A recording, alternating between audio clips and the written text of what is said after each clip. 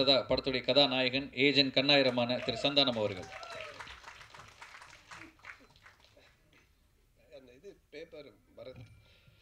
எல்லாருக்கும் வணக்கம். டைரக்டருக்கு வேர்த்தே போச்சு. ஒரு ஹீரோ வச்சு படம் பண்ணால் சந்தோஷமாக பேசணும். அவருக்கு வந்து சந்தானத்தை கொஞ்சம் இப்படி பாருங்கள் இப்படி பாருங்கன்னு கெஞ்சி பேசுகிற அளவுக்கு ஆயிடுச்சு. சாரி மனோஜ். ஆக்சுவலாக இல்லை, எல்லாருமே என்னென்னா சந்தான படம் அப்படின்னாலே ஒரு காமெடி எதிர்பார்க்குறாங்க. அது ஒரு பிராண்டாக நம்ம க்ரியேட் பண்ணதுனால எந்த படமாக இருந்தாலுமே காமெடின்ற கதை ரத்னகுமாரும் ஃபீல் பண்ணி சொல்லிட்டு இருந்தார். பட்டு மனோஜ் சொன்ன மாதிரி இந்த படத்தில் தான் ஃபஸ்ட்டு என்னை மாற்றினாங்க. அதான் என்னென்னா எனக்கு காமெடி பண்ண வேணான்னு சொன்னாங்க, அவ்வளோதான், வேறு எதுவுமே சொல்ல. காமெடி இருக்கும் படத்தில். ஆனால் இதில் பார்த்தீங்கன்னா நம்ம இப்போது ட்ரெய்லரில் பார்த்துருப்பீங்க, புகழ் வந்துட்டு இப்போ தான் யாரும் ஒன்றுக்கு பெஞ்சிருக்காங்க, சூடாக இருக்குது அப்படின்னா அதுக்கு நான் பதில் ஏதாச்சும் ஒரு கவுண்டர் சொல்லலான்னு அங்கே வந்து ஸ்டாப் பண்ணுவார் மனோஜ். சார் ப்ளீஸ் சார் அது வேண்டாம் சார், அந்த படம் இல்லை சார், அந்த படம் இல்லை சார். இல்லைங்க, அவர் புகழ் பேசியிருக்கேன், நான் ஏதாவது ஒன்று சொல்கிறேன்னா இல்லை சார் நீங்கள் பேச வேண்டாம் சார், நீங்கள் பேச வேண்டாம் சார், நீங்கள் உங்கள் மூட்லேயே அப்படியே சீரியஸாக இருங்க சார். சரி ஓகே அப்படின்னு சொல்லிட்டு இது பண்ணிட்டேன். ஆக்சுவலாக மனோஜோடைய மேக்கிங் எப்படி இருக்கும் பார்த்தீங்கன்னா, டைலாக்லாம் பார்த்து நாங்கள் ரிஹர்சல் பண்ணுறோம்ல, அதை ஷூட் பண்ணுவார். நாங்கள் அப்புறம் நடிக்கிறோம், அதை ஷூட் பண்ணவே மாட்டார். ஏன்னா இதில் நீங்கள் நடிச்சிட்டிங்க அப்படின்னுவார். நடித்தா தானே சார் நடிப்பு அப்படின்னு மனோஜ் கேட்டால், இல்லை நீங்கள் நடிக்கவே கூடாது, நீங்கள் சும்மா ரிஹர்சல் பண்ணா இது வேணும் அது வேணும்னா அதெல்லாம் ஷூட் பண்ணுவார். அதே மாதிரி பயங்கரமாக எக்ஸ்பிரஷன்ஸ் ஒன்று கொடுக்குறோம் அப்படின்னும்போது அதை எடுக்காமல் இந்த கை ஆக்ஷன்ஸ்லாம் எடுத்துன்னு இருப்பார். போய் மானிட்டரில் பார்த்தா வெறும் விரலுங்க தான் தெரியும், மூஞ்சே தெரியாது. அப்புறமா எதனா கையில் எழுதுகிற ஆக்ஷன் பண்ண சொன்னார்னா கை ஆக்ஷன் எழுதிட்டு இருந்தால் அதை எடுக்காமல் அப்போ கண் எடுத்துன்னு இருப்பார். அப்போ நம்ம சார் கை தானே சொல்லி இப்படி கேஷுவலாக எழுதிட்டு இருப்போம். ஸோ இந்த மாதிரி ஒரு மேக்கிங் வந்து எனக்கு ரொம்ப புதுசாக இருந்துச்சு மனோஜ் எடுத்தது. இது ஒரு புது முயற்சி தான். அப்புறம் என்னென்னா, ஒரு ரீமேக் படம் எடுக்கிறது வந்துட்டு ரொம்ப சேலஞ்சிங்கான விஷயம் இப்போ இருக்க காலகட்டத்தில். ஏன்னா அப்போல்லாம் ரீமேக் படம் எடுத்தால் அந்த படத்தை இந்த நடிகர் தமிழ் நடித்ததுக்கு அப்புறமா ஜனங்க எப்படி இருக்குன்னு பார்ப்பாங்க. ஆனால் இப்போ இந்த பேன் இண்டியா கான்செப்ட் அப்படின்னு ஒன்று வந்ததுக்கு அப்புறமா எந்த லாங்குவேஜ் படமாக இருந்தாலுமே, ஏன் மார்வல் ஸ்டூடியோ அவெஞ்சர்ஸ் படமாக இருந்தால் கூட தமிழ் டப் பண்ணிடுறாங்க. ஸோ என்னென்னா எந்த லாங்குவேஜ் படமாக இருந்தாலும் அதில் டப்பும் வந்துடுது தமிழில். ஸோ அது வந்ததுக்கப்புறமா அந்த படத்தை நம்ம எவ்வளோ எடுத்து மக்களை வந்து உள்ளே கொண்டு வர போகிறது ரொம்ப ரொம்ப சேலஞ்சிங்கான விஷயம். அதில் மனோஜ் கொஞ்சம் நல்லாவே ஒர்க் பண்ணியிருக்காரு. அதாவது வந்து தெலுங்கு படம் பார்த்தவங்களுக்கும் சரி, இல்லை பார்க்காதவங்களுக்கும் சரி, இது ஒரு புது படமாக இருக்கும். ஒரு எமோஷ்னல் இருக்குது, ஒரு காமெடியும் இருக்குது. ஆனால் காமெடி இப்போ பார்த்து அந்த அளவுக்கு ஒரு டார்க் ஹியூமர் தான் சொல்ல முடியும், அந்த அளவில் இருக்குது. பட் இட்ஸ் அ வெரி என்ன சொல்ல, ஒரு ஃபீலிங்கான ஒரு ஃபிலிம் இது. ஆனால் அதுக்காக ரொம்ப அப்படியே நெஞ்ச போட்டு இது சொல்ல நெஞ்ச நக்கிற அளவுக்கு அப்படி இருக்காது. ஒரு இன்றைக்கி இருக்க ட்ரெண்டில் ஒரு ஜாலியான ஒரு ஃபிலிமாக தான் இருக்கும். ஸோ இந்த படத்தினுடைய மியூசிக் டைரக்டர் யுவன் சங்கர் ராஜா சாருக்கு நான் மிகப்பெரிய நன்றி சொல்லணும். ஏன்னா அவர் ஒரு படம் எடுத்ததுக்கப்புறம் இந்த படத்தை பார்க்கும்போது அப்படியே இருந்துச்சு எனக்கு. அதுக்கப்புறமா மனோஜ் யுவன் சாரோட உட்காந்து மியூசிக்கல் பண்ணி காமிச்சதுக்கப்புறம் அது வேறு ஒரு ஃபீல் ஆகிடுச்சு. ஸோ இப்போ கூட இந்த லேட்டஸ்ட்டாக இப்போ பார்த்தது இந்த ஒரு சாங் வெர்ஷன் வந்து இப்போ தான் நான் கேட்டேன். ரொம்ப நல்லா இருந்துச்சு, ஒரு ட்ரிப்பியாக இருந்துச்சு மியூசிக். அதான் நான் சொன்னேன், இப்போ ட்ரிப்பியாக ஒரு மியூசிக் போட்டாலே அந்த படத்தில் ஒரு இம்பேக்ட் வந்துடுது. ரொம்ப நல்லா ஒர்க் ஆகிருக்கு. ஸோ யுவன் சங்கர் ராஜா ரொம்ப நல்லா ஒர்க் பண்ணியிருக்காங்க. ஸோ தென் இந்த படத்தினுடைய கேமராமேன் சார் சரவணன், அதுக்கப்புறமா செகண்ட் ஷெட்யூல் அப்போ வந்துட்டு தேனி ஈஸ்வர் சார் ஒர்க் பண்ணாங்க அவங்க. அப்புறமா எடிட்டர் அஜய் சார் நல்ல எடிட்டிங் பண்ணியிருக்காங்க. அவர் சொன்னார் கிட்டத்தட்ட வந்து ஒரு 1 இயர் கிட்ட எடிட் பண்ணிட்டு இருந்திருப்பீங்களா? ஆமாம், ஒரே படம் தான். ஆனால் 1 இயர் மாற்றி இது கொஞ்சம் அப்படி இருக்குது, இது கொஞ்சம் இப்படி இருக்குது அப்படின்னு சொல்லி பண்ணிட்டு இருந்தாங்க. அதுக்கப்புறமா ஸ்டண்ட் மாஸ்டர் நம்ம சாம், ஸோ அவர், அதுக்கப்புறமா ஆர்ட் டைரக்டர் ராஜேஷ். ஸோ எல்லாமே டெக்னீஷியன்ஸ் பார்த்தீங்கன்னா இந்த ஃபிலிம் வந்துட்டு இப்படி தான் வரணும் அப்படின்னு ஒரு பயங்கரமாக சேர்ந்து ஒர்க் பண்ணியிருந்தாங்க. அதுக்கப்புறம் இந்த படத்தினுடைய ஹீரோயின் ஆதி, படத்தில் ஆதிரா பேர், அவங்க பேர் ஆதிரான் இருக்குது, ரியா. ஸோ ரியா வந்துட்டு அவங்க கேரக்டர் ரொம்ப நல்லா பண்ணாங்க. ஸோ அதான் இப்போது டேரக்டர் சொன்ன மாதிரி ஆதிரா சாரி நம்ம ரியா சொன்ன மாதிரி அவங்க சாதாரணமாக பேசிகிட்டு இருக்கும்போதெல்லாம் டேரக்டர் ஷூட் பண்ணிட்டு அப்புறமா உங்கள் மாண்டேஜ் முடிஞ்சிடுச்சு போயிடுங்க சொல்லி அமுச்சு விட்ருவாரு. நான் நடிக்கவே இல்லைன்னு அவங்க சுற்றிக்கிட்டு இருப்பாங்க. அதுக்கப்புறமா இந்த படத்தில் புகழ் சபாபதியில் எங்களுக்கு சரியான காம்பினேஷன் அமையல. இதில் த்ரூ அவுட்டு கேரக்டர் தான், ஆனால் இதில் காமெடி பண்ணக்கூடாதுன்னு சொல்லிட்டார் மனோஜ். மறுபடியும் திருப்பியும் புகழ் அப்படியே டல் ஆகிட்டானா, என்னென்ன இப்படி சொல்லிட்டாங்க அப்படின்னாங்க.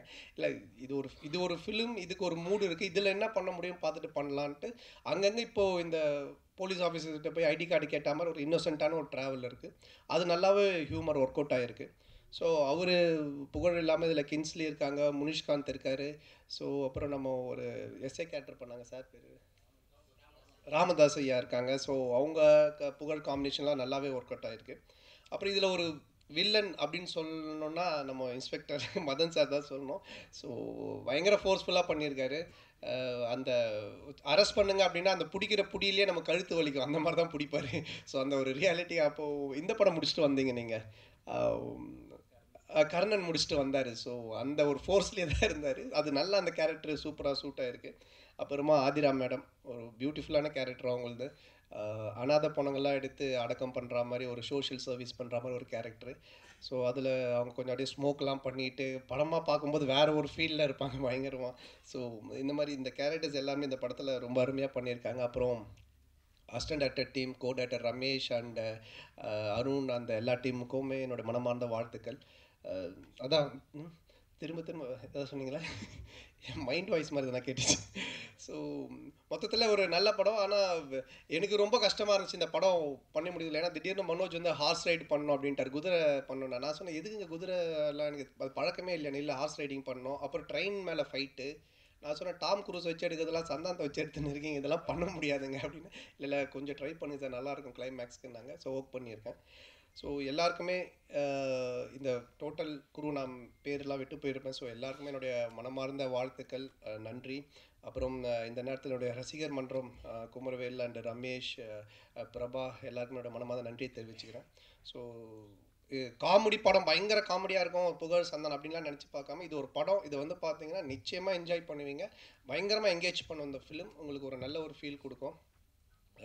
மீடியா நண்பர்கள் நீங்கள் எல்லோரும் சப்போர்ட் பண்ணணும்.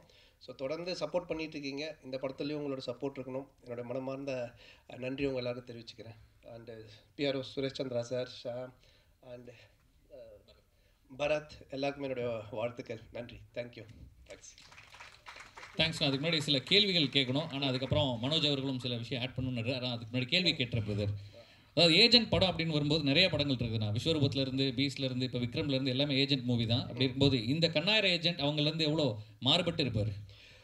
அவங்கெல்லாம் ரொம்ப ஒரு மாஸான ஏஜென்ட்டு. இவன் அந்த அளவுக்கு மாஸ் இல்லை, இவன் கொஞ்சம் தமாஸான ஏஜென்ட்டு தான். அது அந்த தமாஸான ஒரு ஏஜென்ட்டு ஒரு பயங்கரமான விஷயத்தை எப்படி கண்டுபிடிக்கிறான் அப்படின்றத ஒரு இன்ட்ரெஸ்டிங் பாயிண்ட்டாக இருக்கும் இதில். ஓகே. அடுத்ததாக மனோஜ் சொல்லும்போது கூட சொன்னார், இந்த மாதிரி நான் வந்து உங்களை மாற்றி காட்டணும்னு நினச்சேன், அதுக்கு முன்னாடி ரத்னகுமார் முந்திக்கிட்டார் அப்படின்னு. இந்த மாதிரி வந்துட்டு ஒரு டைமென்ஷன் மாறணும் அப்படின்னும் போது உங்களுக்கு நிறைய அனுபவம் இருக்குது, நிறைய இயக்குனர்கள் தெரியும். ஏன் ஒரு படம் பண்ண புது இயக்குனர்கள் கூட மட்டுமே ஒர்க் பண்ணிருக்கிறீங்க? இல்லை அவங்க இப்போ இருக்க கதையில் வந்துட்டு கொஞ்சம் வேறு மாதிரி என்ன காமிக்கணும்னு சொல்லி அவங்க ட்ரை பண்ணுறது வந்து எனக்கும் பிடிச்சிருக்கு. சரி ஓகே, இது யூஸ்வலாக இது வேண்டாம், இது நம்ம பண்ணிட்டோம், இந்த மாதிரி இல்லாமல் இப்படி இருக்கணும் அப்படின்னும் போது இன்ட்ரெஸ்டிங்காக இருக்கிறதுனால சரி ஓகே நம்மளும் அது ட்ரை பண்ணுவோம் அப்படின்றது தான்.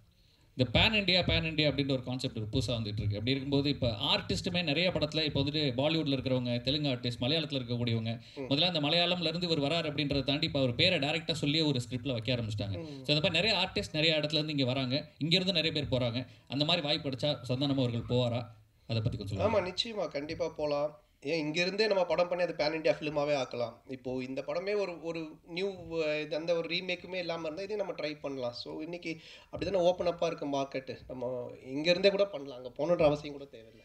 ஓகே. முதல்ல வந்துட்டு கதை அப்படின்றது அந்த கதாநாயகன் பிடிக்கணும் அப்படின்னுவாங்க. ஆனால் இப்போ நடித்ததுக்கப்புறமா மக்களுக்கு அது ரொம்ப பிடிக்கணும். முக்கியமாக வந்துட்டு மக்கள் பயங்கர நாலேஜ்ஃபுல்லாக இருக்கிறாங்க. ஓடிடி மாதிரி வந்ததுக்கப்புறமா எல்லா விதமான கண்டென்ட்டும் அவங்க பார்க்க ஆரம்பிச்சிட்டாங்க. உலக சினிமா அவங்களுக்கு தெரிய ஆரம்பிச்சிருச்சு.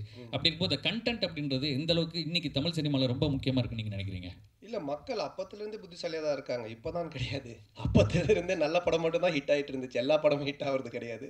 ஸோ அதே மாதிரி தான் இப்போவும் பார்த்துக்கிட்டு இருக்காங்க. நல்ல கண்டென்ட்டு புதுசாக யோசித்து கரெக்டாக பண்ணால் அதை ஹிட் பண்ணுவாங்க. கொஞ்சம் மாவு அரைச்சா அவ்வளோதான். அப்போ வந்து லைட்டாக துப்புனாங்க, இப்போ ரொம்ப மீடியா இருக்கிறதுனால பயங்கரமாக எங்கே போனாலும் துப்புறாங்க. ஸோ அவ்வளோதான். இந்த கிரிட்டிக்ஸை பற்றி என்னென்ன நினைக்கிறீங்க? முதல்ல வந்துட்டு ஒரு 4-5 பேர் தான் இன்னைக்கு கிரிட்டிக்ஸாக இருந்தாங்க. இன்னைக்கு மொபைல் ஃபோன் வச்சிருக்க எல்லாருமே கிரிட்டிக்ஸாக இருக்கிறாங்க. படம் பார்த்துக்கிட்டு இருக்கும்போது டைப் பண்ணி வெளியே அனுப்பிச்சிடுறாங்க. இல்லை, அது நீங்கள் கரெக்டாக உழைச்சி கஷ்டப்பட்டு கரெக்டாக பண்ணிட்டீங்கன்னா அந்த கிரிட்டிக்ஸ் நீங்கள் பற்றி கவலைப்பட தேவையில்லை. நீங்கள் கொஞ்சம் ஓபி அடித்தோ இல்லை மாவு அரைச்சிருந்தால் அதை நீங்கள் உள்வாங்கி கொஞ்சம் ஃபீல் பண்ணி தான் ஆகணும். ஸோ அதனால் கிரிட்டிக்ஸுன்றது அது அவங்களுடைய இது, அதை நம்ம எதுவுமே சொல்ல தேவையில்லை. இப்போ எனக்கு இந்த காஸ்டியூம் எனக்கு பிடிச்சிருக்கு, நான் போட்டு வந்திருக்கேன் அப்படின்னா அது ஓகே. எனக்கு பிடிக்காம மற்றவங்களாக போட்டு வந்து அது ஒருத்தவங்க நல்லா சொன்னாங்கன்னா அதை நான் அதையே தான் யோசிச்சுக்கிட்டே இருப்பேன். ஸோ அதனால் நமக்கு பிடிச்சி நல்லா பண்ணிட்டோமா அடுத்த கிரிட்டிக்ஸ் பற்றி நம்ம கவலைப்பட தேவையில்லை. அது அவங்க பண்ணுறத அவங்க பண்ணிட்டு போட்டோம், அவ்வளோதான். ஓகே. அண்ட் சந்தானம் அவர்களுடைய குழந்தையான ஹேண்ட்மேட் ஃபிலிம்ஸ் இப்போ எப்படி இருக்குது, என்ன பண்ணிகிட்டு இருக்கு? குழந்தை கொஞ்சம் லீவ் கொடுத்துருக்கேன். ஏன்னா இருக்கிறதுலே ரொம்ப கஷ்டமான விஷயம் ப்ரொடியூஸ் பண்ணுறது தான். அது வந்து இப்போ ஆக்சுவலாக டைரக்டராக அவர் பரவாயில்ல, இப்போ வேர்த்ததுக்கு காரணமே அவர் ப்ரொடியூசரும் கூட அதனால தான். ஸோ அதனால் ப்ரொடியூஸ் பண்ணுறது வந்து ரொம்ப ரொம்ப கஷ்டமான விஷயமா இப்போ இருக்குது. அதுக்கு கொஞ்சம் டைம் கொடுத்துருக்கேன். ஏன்னா இப்போ நான் நிறைய படங்கள் கமிட் ஆகி அடுத்தடுத்த டேட் இருக்கிறதுனால அதுக்கு கொஞ்சம் ஒர்க் பண்ணோம் அப்படின்னு சொல்லிட்டு. தேங்க்யூ ஸோ மச் பிரதர், ரொம்ப நன்றி. Thanks thank you. ஆக்சுவலாக அங்கே வந்து ஒரு காமெடி ஹீரோ தான் அந்த படம் பண்ணியிருக்காரு, நவீன் பால் ஷெட்டி அப்படின்னு சொல்லிட்டு. அவர் வந்து ஒரு இன்னைக்கு காமெடியில் டாப்பில் அங்கே தெலுங்கில் இருக்காங்க. ஸோ அவர் பண்ண படம் தான். ஆனால் செகண்ட் ஹாஃபில் கொஞ்சம் சீரியஸாக தான் இருக்கும் அந்த படமே. ஸோ நான் மனோஜ்கிட்ட அந்த படம் சொல்லும்போது அங்கே அவர் பண்ணியிருக்காரு, அதை நம்ம இங்கே இன்னும் நல்லா காமெடியாக பண்ணலாம் அப்படின்னு சொல்லும்போது மனோஜ் வந்துட்டு அதில் ஒரு சீரியஸ் கண்டென்ட் இருக்குது, அதை அவங்க விட்டுட்டாங்க. அம்மா சென்டிமெண்ட் ஒன்று இருக்குது, அது ரொம்ப லைட் வெயிட்டாக காமிச்சிட்டாங்க, அதை நம்ம இங்கே ஸ்ட்ராங் பண்ணலாம் சார் அப்படின்னு கொஞ்சம் ரிவர்ஸில் ஒர்க் பண்ணார். சரி ஓகே, எனக்கு இன்ட்ரெஸ்டிங்காக இருந்தது, சரி ஓகே ட்ரை பண்ணுவோன்ட்டு. ஆனால் பட் இல்லை, இதுக்கப்புறமா கொஞ்சம் சீரியஸ் படங்கள் நான் கம்மி பண்ணிவிட்டேன். இதுக்கப்புறம் வர்றது எல்லாமே கம்ப்ளீட்டாக என்னோட ஜானரில் இதுவாக தான் இருக்கும். இதுக்கப்புறம் வர எல்லாமே அது மாதிரி தான் இருக்கும். திருப்பி மேபி அனதர் ஒரு 4-5 ஃபிலிம்ஸ்க்கு அப்புறம் தான் இந்த மாதிரி திருப்பி வருவேன்.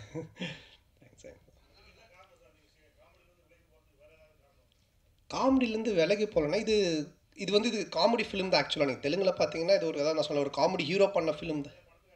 ஆ ஆ இல்லை, கதைகள் அந்த மாதிரி வருது, அவங்க அந்த மாதிரி கேட்குறாங்க. அப்புறம் வந்துட்டு இந்த மாதிரி விஷயங்கள் வர்றதுன்னா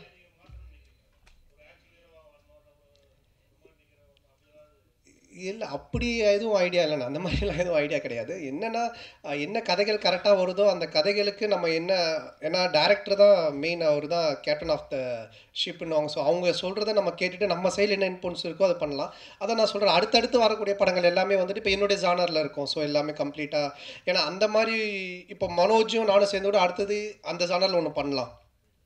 இல்லை இது பெரிய ஹிட் ஆகிடுச்சு, இது பயங்கரமாக ஒர்க் அவுட் ஆகிடுச்சுன்னா திருப்பி இந்த ஜானர்லேயும் ஒன்று கூட பண்ணலாம். ஸோ மக்கள் எப்படி சூஸ் பண்ணுறாங்க அப்படின்றது தான். இதுக்கப்புறம் வரதில் கொஞ்சம் காமெடிஸ் வச்சு பண்ணுற மாதிரி தான் ஐடியாவில் போயிட்டுருக்கு அடுத்த படங்கள் எல்லாமே.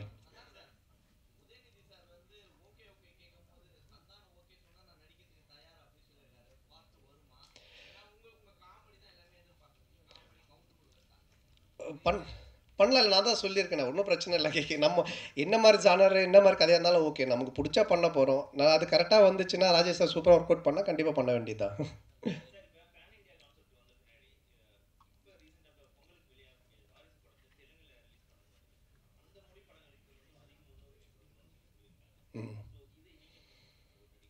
இல்லை, அந்த ஸ்டேட்டில் அவங்களோட லாங்குவேஜ் படங்களுக்கு முன்னுரிமை கொடுக்கறதுன்றது தான் எல்லாருமே பண்ணுவோம். நம்ம தமிழ் நம்ம படத்துக்கு தானே கொடுப்போம், அதானே அவங்களும் செய்கிறாங்க. ஸோ அது வந்து எல்லா ஸ்டேட்லேயுமே அதுதானே, நம்மளுடைய தாய்மொழி நமக்கு முன்னுரிமை.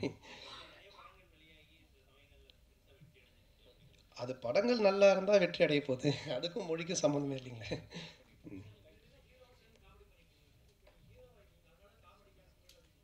ஆமாம் கண்டிப்பாக, என்னுடைய பிளேஸ்மெண்ட்டு வேறு ஒருத்தர் வேணும் இல்லைங்களா. அதனால் புகழ வச்சு இல்லை, புகழ் மாதிரி ஒரு ஒரு படத்தில் ஒருத்தவங்க வராங்க. ஓகேங்களா, தேங்க்ஸ் தேங்க்யூங்க, தேங்க்ஸ் நன்றி. டன். அண்ட் கடைசி